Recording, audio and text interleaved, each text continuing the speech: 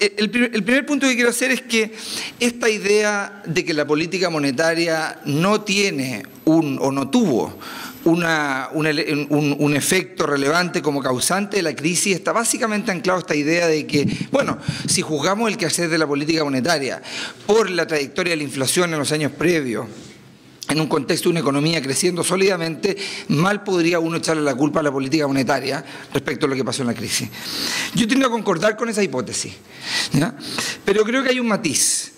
Y el matiz es que es difícil pensar que la fuerte toma de riesgo en los mercados financieros, la apreciación de los activos financieros y reales que observamos en todos esos años y la expansión del crédito antes de la crisis no haya estado asociada con una fuerte expansión de la liquidez de parte de los bancos centrales.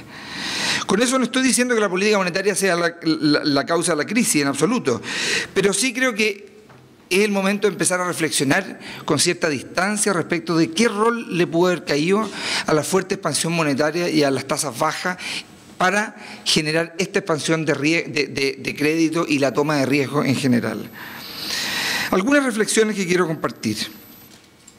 Lo primero es que es muy difícil hacer en la práctica, pero muy fácil hacer en los libros, que es distinguir entre cambios en la tendencia inflacionaria y cambios en el nivel de precio. ¿Y por qué digo eso? Porque es factible pensar, hay algunos estudios que así lo sugieren, de que parte de la baja inflación de los 2000 fue un fenómeno de una sola vez, pongámoslo en esos términos, de una caída en el nivel de precio muy asociada con la integración de China en los mercados mundiales después de entrar a la Organización Mundial de Comercio. Ahora, eso genera un periodo de baja inflación, pero que no necesariamente debe inducir una política monetaria que se mantenga muy expansiva.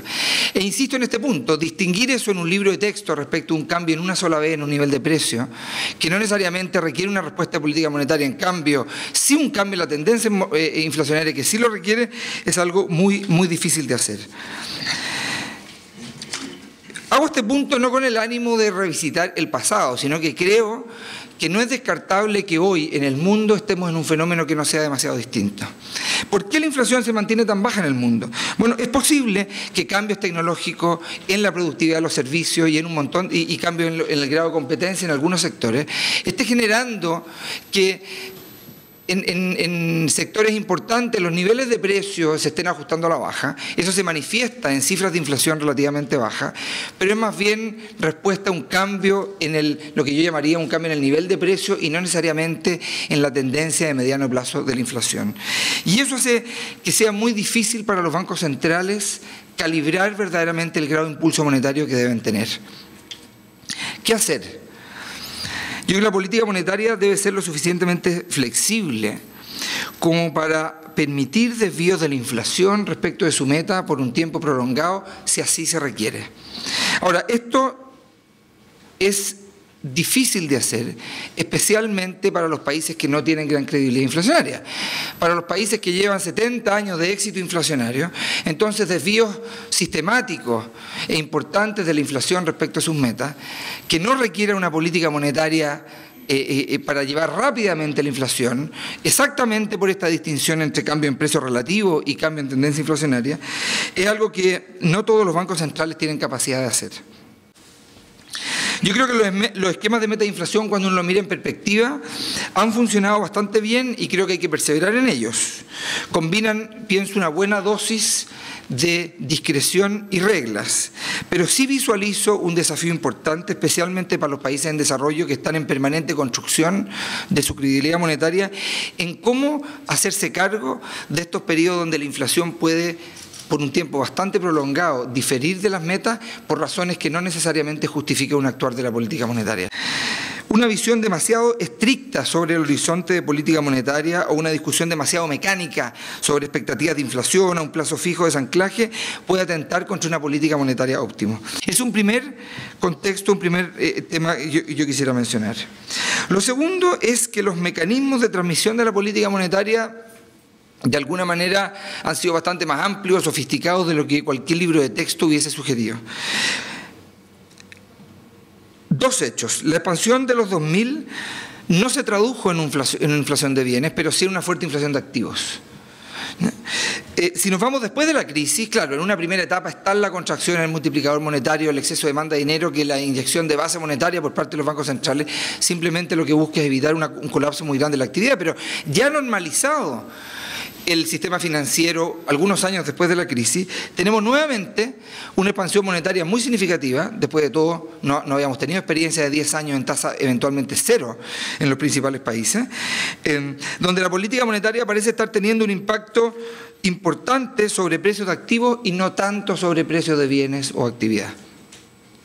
Un botón de muestra es que la discusión sobre valoración o aumento, pónganle el nombre que quieran, de precios de bienes raíces, inmobiliarios, no es una discusión que solo sea en Chile, es una discusión totalmente globalizada, porque es exactamente un fenómeno que está dando vuelta en todas partes del mundo. Ahora, la impresión entonces general es que la política monetaria expansiva ya por un largo periodo de tiempo ha tenido un impacto relevante en precios de activos, bonos, acciones, real estate, etcétera, y menos en la actividad y la inflación. Y esto cuestiona un poquito el modelo estándar que dice, mira, la transmisión de la política monetaria básicamente es que hay dos activos financieros, dinero, bono, yo cambio la cantidad disponible del activo dinero, va a cambiar el precio relativo respecto al bono, la tasa de interés, y eso va a inducir dos cosas, un cambio de portafolio y eventualmente un aumento en gasto. Ahora, ¿cuánto se va a gasto y a actividad y a inflación? ¿Y cuánto se va a simplemente cambio en los precios relativos de los activos? Es algo sobre el cual a lo mejor sabemos menos de lo que pensábamos. Pero dos o tres elementos podemos destacar. Uno es que la política monetaria muchas veces se entiende solo como el cambio en la TPM. Obviamente que es una visión extremadamente simplista de la política monetaria. Lo otro es una visión respecto de la perspectiva de la TPM hacia adelante. Pero aún esa visión, que es una visión ya bastante más amplia, no incorpora algo sobre lo cual yo creo que hay una evidencia creciente, que es lo que uno podría llamar el canal de toma de riesgo, que cambios en la perspectiva de la política monetaria, cambios en la liquidez derivado del accionar de los bancos centrales, sí puede afectar la disposición a tomar más riesgo y las primas por riesgo en distintas partes, tanto a lo largo de la curva de rendimiento como en distintas clases de activos. Y esto hace que la dimensión de estabilidad financiera, si ustedes quieren, del manejo de la política monetaria no deba ser ignorada. ¿Ya? ¿Qué es la discusión hoy día? La discusión hoy día es, por una parte, la Reserva Federal ha mantenido tasas muy bajas, en parte porque la inflación ha sido muy baja y eso es una buena justificación. Pero por otro lado vemos una valoración importante en una amplia gama de activos financieros. Eso genera cierta incertidumbre, por supuesto, respecto de qué es lo que está detrás de esa valoración. Si no son tasas de descuento demasiado bajas, inducidas por una disposición a tomar riesgo muy grande, que a lo mejor en los últimos 2 meses ha tendido a corregirse. Pero eso es un tema que debe estar sobre la mesa en la discusión de los bancos centrales y la política monetaria. Ciclos expansivos y pronunciados y largos de la política monetaria en países desarrollados, yo creo que han ido mostrando evidencia que inducen una toma excesiva de riesgo tanto a lo largo de la yield curve como a través de clases de activos. Y esto no necesariamente va a generar inflación de bienes, pero sí puede generar movimiento importante en los precios de los activos, incluidos emergentes y activos riesgosos. Una de las grandes dudas que existe es por qué las tasas de interés de largo plazo están en niveles tan bajos. Y ahí surgen dos grandes avenidas, que no necesariamente son incompatibles entre sí.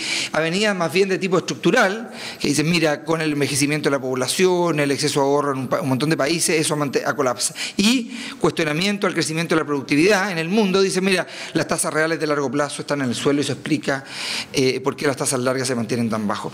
Pero no es descartable que sea el QE, un periodo totalmente extraordinario en el accionar de los bancos centrales, lo que efectivamente induzca una toma de riesgo y un colapso en las primas por plazo, que es lo que tenga las tasas demasiado o muy bajas. Yo creo que finalmente lo que ha pasado es que el riesgo financiero parece haber aumentado en el mundo. Y la independencia de la política monetaria, entendida como la capacidad de mover las tasas cortas, que obviamente es un activo muy importante en algunos países, depende de manera muy crucial en el grado de flexibilidad cambiaria. Y creo que el grado de flexibilidad cambiaria, aunque ha aumentado respecto a hace 20 o 30 años, sigue siendo poco, o mejor dicho, pocos países tienen verdaderamente libertad cambiaria como para poder independizar sus movimientos de corto plazo en la política monetaria. Creo también que la solidez fiscal muestra día a día su vigencia como aglutinador y soporte en periodos cuando este cambio en la disposición a tomar riesgo azota a la economía emergente, y creo que no necesitamos ejemplos demasiado lejanos para darnos cuenta de eso. Ahora, hay un montón de otras medidas alternativas para, entre comillas, poder aislarse del ciclo de crédito o el ciclo financiero que viene de afuera. El gran titular ahí son las medidas macroprudenciales, que pueden ayudar, pero yo creo que no sustituyen ni la disciplina de mercado ni medidas de carácter general. Yo creo que la gran incertidumbre respecto a las medidas macroprudenciales dice relación con su impacto de equilibrio general. Y a mí el caso de Hong Kong me gusta mucho. El caso de Hong Kong es un caso donde se produce un tremendo alza en los precios de los bienes raíces, y ¿qué es lo que hace el regulador financiero? El regulador financiero pone un montón de regulaciones para encarecer el crédito a quienes compraran estos bienes raíces. Una vez que le pusieron traba al desarrollo del mercado de bienes raíces, vino el alza a precio en las playas de estacionamiento. ¿Por qué? Porque al final del día hay un fenómeno mucho más general y subyacente que uno asociado a un mercado en particular. Entonces hay que tener ojo con que muchas veces las políticas macroprudenciales pretenden arreglar un problema en un mercado, pero si el problema es de carácter general, esto es como apretar un globo que se termina inflando por otro lado. Yo creo que los spillovers de política monetaria parecen haber aumentado luego de la crisis.